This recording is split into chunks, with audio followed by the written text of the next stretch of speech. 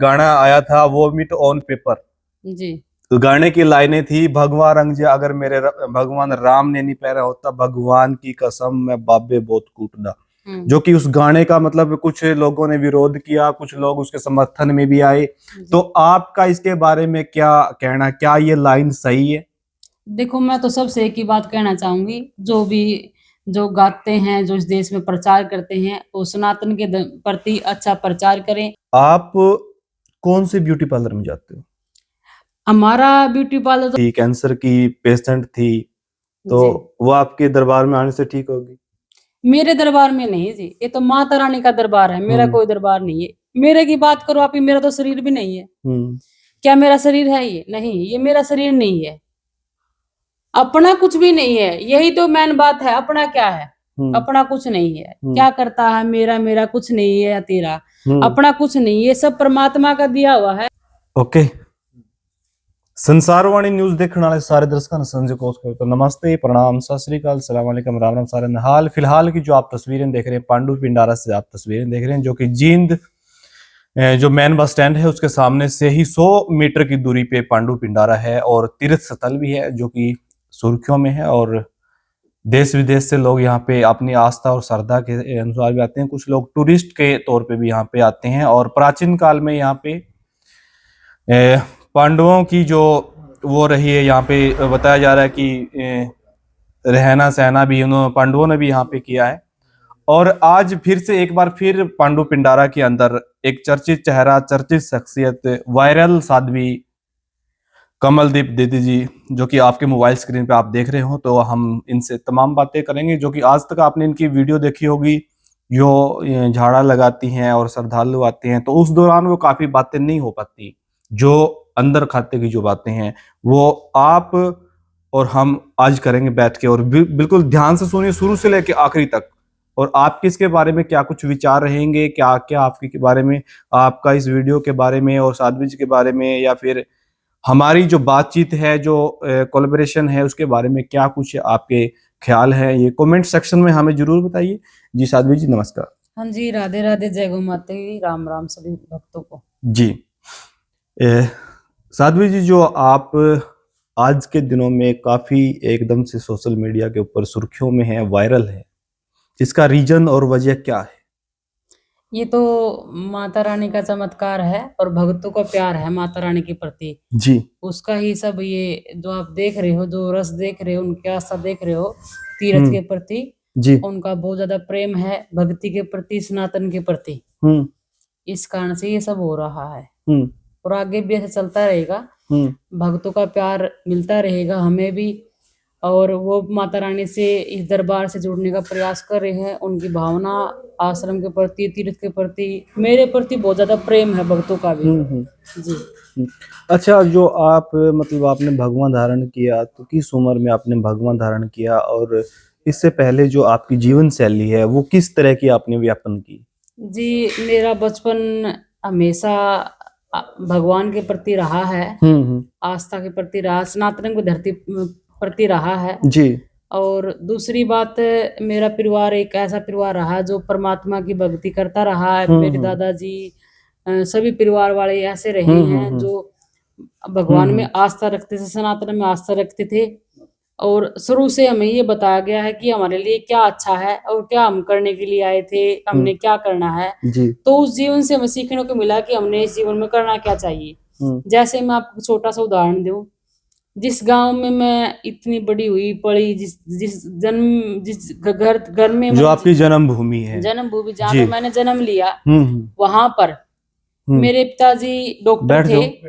तो मेरे पिताजी किसी गाय का इलाज करते थे। तो अगर गाय किसी घर में भी बंद गई है, कोई बीमार हो गई है किसी कारण से, तो उसके इलाज में कितने भी रुपए लगे वो अपनी जेब से लगाते थे।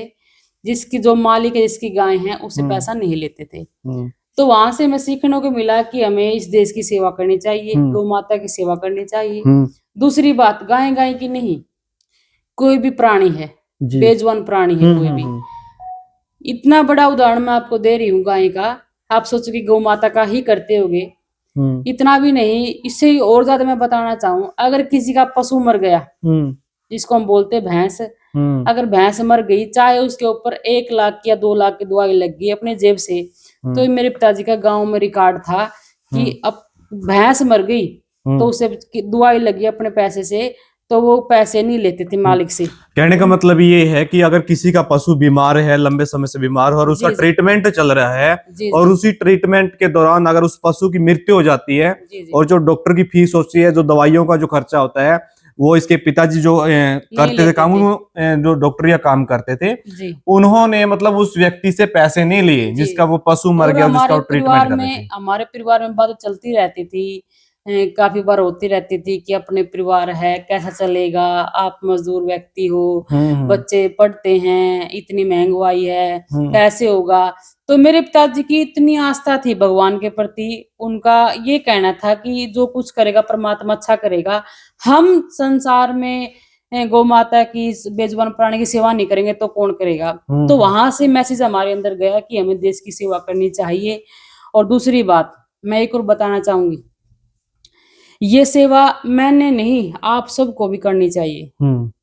कहीं भी आपको बेजुबान प्राणी मिले, कहीं भी आपको गौ माता मिले, तो आप जो देख रहे हो, मेरे को भी देख रहे हो, आप मेरी वाणी से जो आवाज सुन रहे हो, इनको आप जीवन में ग्रहण करें, और ग्रहण ऐसा करें, ऐसी जीवन में गांठ मार ले कि आपका जीवन बन जाए और परमात्मा आपको ये कहे कि हाँ आपने जीवन में अच्छा काम किया है।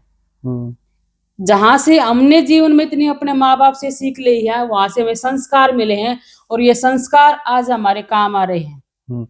तो माता पिता भी जो देख रहे हैं, अपने बच्चों को आप भी इतने अच्छे संस्कार दो कि आपके बच्चे भी आपका नाम रोशन करें, इस देश की सेवा करें, इस राष्ट्र की सेवा करें, सनातन धर्म को बचाएं। वो हमारा काम होना चाहिए। अगर हम बात करें तो जैसे आपने भगवान धारण किया, तो कौन से सन में आप अपने घर को त्याग करके इस भगवे की तरफ चले थे? जी मेरे को, वैसे तो मैं बचपन से ही भक्ति लाइन में थी। वो तो घर पे आपने भक्ति साधना ही की है, लेकिन प्रॉपरली भगवे में लीन आप कब हुए थे? ये मेरे को 8-10 साल हो गए। 8-10 साल से हो गए। क्या 8-10 साल बाद घर वालों से संपर्क हुआ आपका?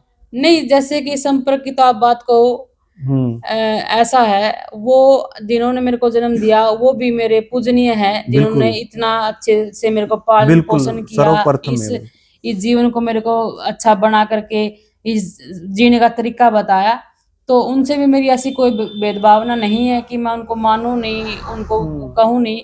मैं ये बात कहती हूँ परिवार को भी, आप मेरे को सुख में भले ना मत बुलाओ, आप मेरे को सुख में आप भले मत याद करो, लेकिन आपको कोई तकलीफ हो आप मेरे को जरूर याद करो, ताकि मेरे को सेवा का मौका मिले। जी। अच्छा, एक चीज मैं जानना चाहूंगा, जैसे मतलब आज के दिनों आप सुर्खियों के अंदर हैं, वायरल है, सोशल मीडिया पे हैं, ठीक है, कोई अगर आपकी पॉजिटिव वीडियो भी चला रहा है, कोई नेगेटिव भी चला रहा है, फैक्ट भी बता रहा है, उसके इफेक्ट भी बता रहा है, तो आपको क्या लगता है?